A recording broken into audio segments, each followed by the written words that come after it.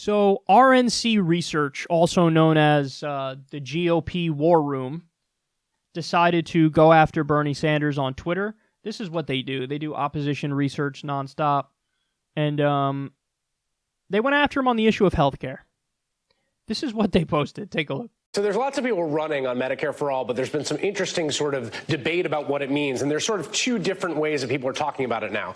One is what you've talked about, a 4-year phase in, you lower it and you get Medicare for All. The other is the idea of sort of a Medicare buy-in, right? So you don't say everybody's in the Medicare system. You just say everyone has the option to. You can optionally buy in at Medicare rates. That's called Medicare for America. There's a bill with that name in the House. That is polling very well right now, 51 to 30%, whereas the sort of more traditional Medicare for All that you support is even.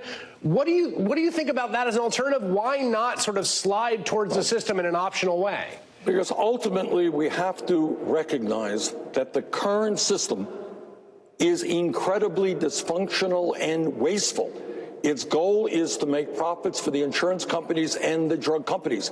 You are not going to be able in the long run to have cost-effective, universal health care unless you change the system, unless you get rid of the insurance companies, unless you stand up to the greed of the drug companies and lower prescription drug costs. That's the only way that you could provide quality care to all people. I look at health care, Chris, the same way as I look at public education, the same way I look at police protection, fire protection. All people get it regardless of their income. It is publicly funded. That is the most cost-effective way to provide health care to all. They thought they got him. It's amazing. There's a lot of utility, just so everybody knows. There's a lot of utility in just being like, yes, that's right. There's a lot of utility in that. And that's something Democrats almost never do. Well, guess what? Bernie knows what to do here. And he actually responded to them on Twitter.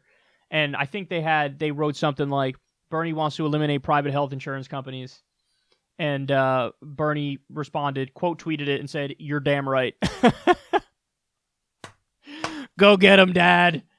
Get their ass. And I also like what Randy said on Twitter. He said something along the lines of, Republicans are reduced to saying insurance company lives matter in the face of like smart, intelligent Democratic politicians arguing for the right things. And that's so true. Like, you think that's a winning message? It's like when I went on Fox News and they tried to argue against taxing, like, the rich, raising taxes on the rich, and I was like, really? This is the hill you're going to die on? By all means. The American people are with me. 58% of the American people are with me. And we have Jeff Bezos, a guy who has over $100 billion, at a time we have tens of thousands of homeless veterans and hundreds of thousands of homeless Americans. So if your goal is to defend the rich, by all means, go right ahead. So Bernie's reaction here was exactly correct. And shame on Chris Hayes a little bit, and he could counter-argue and say, well, I was just asking questions. But you got to keep it real. And that Medicare for America bill it's a last-ditch effort, a ploy to try to save the insurance companies. That's all it is. It's Democrats who have taken money from insurance companies who say, oh yeah, let's be for strong, bold reform, but their reform includes keeping the health insurance companies in existence and as they are, and of course they're the fucking problem. And that's what Bernie Sanders knows, and that's what many of the other candidates don't know. And that was also, I have no idea how they got that number on Medicare for All. My guess is they asked the question in an incredibly skewed way. Again, I don't have the poll in front of me, but for the Medicare for All poll to come back even, as Chris Hayes said, what that means is they had to frame it as like, are you in favor of a total government takeover of healthcare? Or something along those lines. What people don't know about polls, or many people don't know about polls, is that how you ask the question is vitally important. So if you just ask people, are you for Medicare for All? It comes back 70% say yes. If you ask people, are you in favor of full nationalization, government takeover of healthcare? They'll say no. So it all depends how you ask it. But my guess is they asked that question in as skewed a way as possible and still got 50-50 when they came back. And they probably framed the Medicare for America one in a much rosier language. Would you like to have the choice to buy into Medicare and also give people the choice to not if they don't want to opt into it? It's all in the framing. And my guess is the framing, they were searching for an answer, and they got the answer they were searching for based on how they structured the question in the poll. Because, again, overall, Medicare for All keeps going up, and it's 70% in the polls when you ask it flat out, are you for Medicare for All? So the Medicare for America thing is a scam. Bernie's calling it out the right way, and corporate Democrats and Republicans have found common cause on this and being against the solution for our healthcare system. And the only thing I'd add to what Bernie's saying here is this, because sometimes the way it's framed, there is a little bit of cringing if you don't walk the right line. And what I would say to Bernie is this. Yes, you're right. Get rid of the for-profit health insurance companies as they exist right now.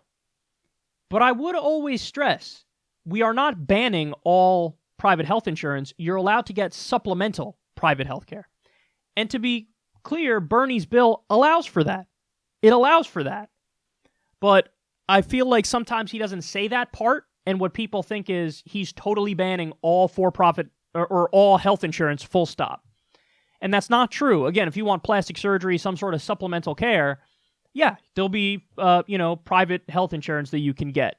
And he never really stresses that, and he stresses just the, let's get rid of the health insurance companies. And I would be just a tad more nuanced if I was him. I still like the aggression, and I like the focus. So I like the idea of saying, yeah, did I stutter? I want to get rid of that as the main source of our health insurance. Everybody's covered, no rapacious middleman, full stop. And then in addition, supplemental private care, I'm not banning that outright. That's what I think is the ideal answer, because there you cover all your bases. And there you also say to people, as Bernie always does, he's great on the issue of healthcare and how he frames it usually. He says, no, I'm just asking for us to catch up to the rest of the industrialized world. That's all I'm asking for. That's it. If you're against that, then what you're saying is let's continue to be incredibly primitive. Fine, but that's the position you're taking. But yeah, it's hilarious to me that they think this is a winning political issue, Republicans, and that's what happens. Their arrogance oftentimes is a political asset for them, because they're always strutting and always like, yeah, we nailed this shit. Even when they're pushing for incredibly unpopular policies, they're acting like, yeah, we got them. We're so great. So oftentimes their arrogance is a massive asset for them politically. But then every now and then, when you're dealing with an opponent that knows what they're doing, like Bernie often does, and you're hitting them on an issue where you're not even close to popular, your arrogance misfires and you look like the biggest jackasses in the world. And that's what happened here.